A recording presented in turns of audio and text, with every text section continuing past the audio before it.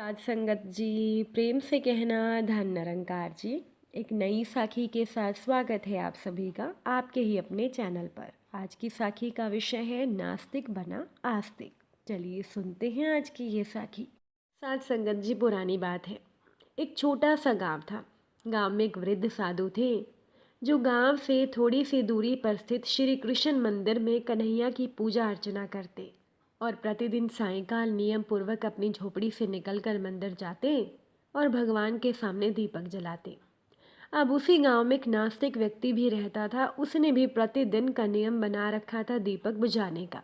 जैसे ही साधु भगवान के सामने दीपक जलाकर मंदिर से घर लौटते, वो नास्तिक व्यक्ति मंदिर में जाकर दीपक को बुझा देता था। साधु ने कई बार उस नास्तिक को समझाने का प्रयत्न किया, परंतु नास्तिक कहता कि भगवान है तो स्वयं ही आकर मुझे दीपक बुझाने से क्यों नहीं रोक देते।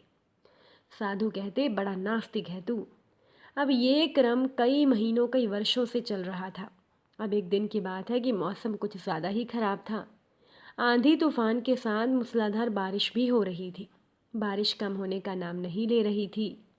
तो साधु ने बड़ी देर तक मौसम साफ होने का इंतज़ार किया और सोचा, इतने तूफान में यदि मैं भीगते परेशान होते हुए मंदिर गया भी और दीपक जला भी दिया तो वो शैतान नास्तिक आकर दीपक बुझा ही देगा। रोज ही बुझा देता है। अब आज मैं नहीं जाता हूँ, कल भगवान से क्षमा मांग लूँगा। वैसे भी भगवान कौन सा दर्शन ही दे देंगे। ये सब सोचकर साधु ने मंदिर ना जाने का निश्चय किया और वो घर में ही दुबका रहा। उधर नास्तिक को पता था कि साधु मंदिर ज़रूर आएगा, दीपक जलाएगा। तो नास्तिक अपने नियत समय पर मंदिर पहुंच गया। घंटों प्रतीक्षा करता रहा लेकिन साधु नहीं आया। अंत में क्रोधित होकर नास्तिक ने निर्णय लिया कि मैं तो दीपक बुझाकर ही दम लूँगा, भले ही दीपक मुझे खुद जलाकर बुझाना पड़े। यही सोचकर उस नास्तिक ने वहाँ रखे दीपक में घी भरा और उसे जला दिया। बस फिर क्या था, ऐसा करते ही भगवान उसी समय प्रकट हो गए। बोले, साधु से भी ज़्यादा श्रद्धा और विश्वास तो तुम्हारे अंदर है। इतने तूफान में भीग कर भी तुम यहाँ आ गए। आज ही तो मुझे आना था, जो आया उसने पा लिया। यही तो कहा है कबीर जी ने, जिन खोजा तिन पाइया गहरे पानी पैठ, मैं बपूरा बूढ़न डरा रहा किनारे बैठ। जो प्रयत्न करते हैं वे कुछ ना कुछ तो वैसे ही पा ही लेते हैं। जैसे कोई मेहनत करने वाला गोताखोर गहरे पानी में जाता है और कुछ लेकर ही आता है। लेकिन कुछ बेचारे लोग ऐसे भी होते हैं जो डूबने के भय से किनारे पर ही बैठे रह जाते हैं और कुछ पाते भी नहीं हैं। साथ संगत जी, एक बार दो व्यक्ति व्यापार के लिए किसी दूसरे देश में गए। उन दोनों में से एक था पक्का आस्तिक और एक था पक्का नास्तिक। आस्तिक अपने जीवन में हमेशा ईश्वर को धन्यवाद देता था, चाहे उसके साथ अच्छा होता था या बुरा। लेकिन नास्तिक हमेशा भगवान को कोसता था। चलते चलते आस्तिक व्यक्ति एक खाई में गिर गया, उसकी एक टांग टूट गई, लेकिन फिर भी वो भगवान को धन्यवाद दे रहा था। ये देखकर नास्तिक को हैरानी हुई। उसने कहा, देख, तेरी तो एक टांग भी टूट गई है और तू फिर भी भगवान को धन्यवाद दे रहा है। तो इस पर आस्तिक बोला, हाँ भाई, ईश्वर का शुक्रिया जो उसने मेरी एक टांग को सलामत छोड़ दिया। वो चाहता तो इसे भी तोड़ सकता था, लेकिन भगवान ने ऐसा नहीं किया। सचमुच भगवान बड़ा दयालु है। अब वो आस्तिक व्यक्ति लंगड़ाकर चल रहा था कि आगे वो दूसरी खाई में गिर गया। इस बार उसकी दूसरी टांग भी टूट गई। इस बार भी वो ईश्वर का शुक्रिया अदा कर रहा था। तो ये देख नास्तिक आग बबूला हो गया। वो तुनक कर बोला, पागल हो गया है क्या?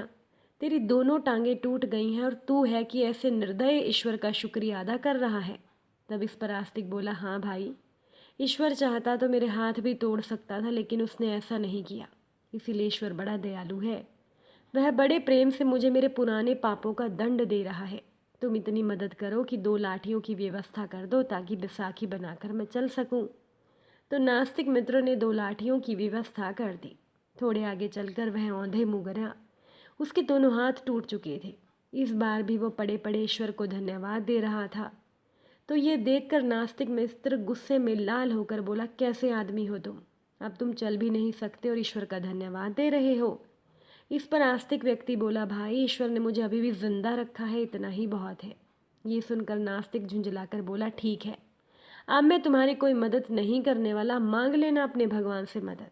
इतना कहकर वो नास्तिक व्यक्ति आगे बढ़ गया। अब थोड़ी देर के बाद वहाँ से एक राजा की सवारी निकल रही थी। उन्होंने उस व्यक्ति को वहाँ पड़ा देख उसकी मदद करने की सोची और उसे अपने साथ राजमहल ले गया। राजमहल में राजवैद्य ने उसकी चिकित्सा की और वो पूरी तरह से ठीक हो गया।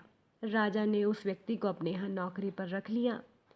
जब कुछ दिनों के बाद वह नास्तिक व्यापारी उस राज्य में व्यापार करने आया तो उसे शाही सेना में देखकर चकित रह गया। नास्तिक आस्तिक के पास गया और पूछने लगा, ये कैसे हुआ? आस्तिक बोला, भाई ईश्वर बड़ा दयालु है, जो हुआ सब उसी की कृपा है। अब तो नास्तिक भी आस्तिक बन गया था। साथ संगत जी, एक बार की बात है, एक सत्संगी व्यक्ति एक नाई की दुकान पर बाल कटवाने गया था। वो नाई अभी किसी दूसरे व्यक्ति की दाढ़ी बना ही रहा था कि सत्संगी को बैठे बैठे उबासी आ गई। तो वो सत्संगी बैठे बैठे अपने गुरु का नाम लेता है और भगवान का नाम भी बोलता है। इतना सुनते ही नाई आग बबूला हो जाता है और सत्संगी को कहता है, इस दुनिया में भगवान वगैरह कुछ नहीं होते, आप बेकार में ही भगवान का नाम लेते रहते हो। तो नाई की बात सुनकर सत्संगी मुस्कुराया और नाई को कहा, क्या तुम नास्तिक हो? नाई बोला, बिल्कुल सही कहा आपने, मैं तो पक्का नास्तिक हूँ। आओ दुकान के बाहर आओ, कुछ दिखाना चाहता हूँ आपको। देखो, डॉक्टर के क्लिनिक के बाहर कितनी लंबी लाइन लगी है। अगर भगवान होते तो क्या इन सब लोगों के दुख दूर ना करते? बेचारे कितने दुखी और असहाय हैं। देखिए कितने लोग इस सड़क पर भिक्षा मांगकर अपना गुजर बसर कर रहे हैं। क्या आपके भगवान को इन बेबस लाचार गरीबों पर दया नहीं आती? सत्संगी जी, मैं आपसे पूछता हूँ, कहाँ है भगवान? नहीं है ना? सच में इस दुनिया में कहीं पर भी भगवान नहीं है। तो सत्संगी व्यक्ति नाई की बात सुनकर हैरान था। अपने भगवान के लिए ऐसे कठोर शब्द सुनकर उससे रहा नहीं गया और वो चुपचाप बिना बाल कटवाए नाई की दुकान से बाहर चल दिया। रास्ते भर भगवान का नाम जपने लगा और सोचता जा रहा था कि कैसे मैं नाई को नास्तिक से आस्तिक बनाऊं, कैसे नाई के दिल में भगवान के प्रति विश्वास जगाऊं, क्योंकि भगवान सब जगह है। तभी सत्संगी ने अपने गुरु जी को अंतर मन से याद करके गुरु को नमन किया और पुनः नाई की दुकान पर गया। तो इस बार सत्संगी ने नाई से कहा, मैं नहीं मानता कि इस दुनिया में कोई भी नाई होता है। इतनी बात सुनकर नाई हंसने लगा और कहने लगा, अगर दुनिया में नाई नहीं होता तो मैं कौन हूँ? सत्संगी ने नाई का हाथ पकड़कर दुकान से उसे बाहर खींचा और बोला, बाहर ये लोग तुम्हें आते जाते दिखाई दे रहे हैं क्या नहीं? नाई बोला, मैं आपकी बात का मतलब नहीं समझा। सत्संगी बोला, देखो लोगों के, किसी के बाल बहुत बड़े हैं, किसी की दाढ़ी बहुत बड़ी हुई है। अगर दुनिया में नाई होते तो इन सभी लोगों के बाल सही से बने होते, दाढ़ी मुझे भी सही से संवरी होती। अब नाई बोला, ऐसा नहीं है सत्संगी जी, अब आप ही बताइए मैं क्या करूं? जिस भी व्यक्ति को अपने आप को संवारना है उसे मेरी दुकान पर आना होगा, तभी मैं उस व्यक्ति को संवार सकूंगा। अब मैं हर किसी को तो सड़क पर पकड़ पकड़ कर उसके बाल दाढ़ी नहीं काट सकता ना। अब सत्संगी ने नाई से कहा, कुछ समझ में आया कि नहीं? इस दुनिया में भगवान होते हैं, जैसे बाल दाढ़ी संवारनी हो तो तुम्हारे पास चलकर ही तुम्हारी दुकान पर इंसान को आना होगा। ठीक उसी प्रकार सभी प्राणियों को गुरु की बताई सत्संगी राह पर चलते हुए भगवान के चरणों तक खुद ही पहुंचना होगा। तभी तो सभी लोगों के दुख और कष्टों का निवारण होगा।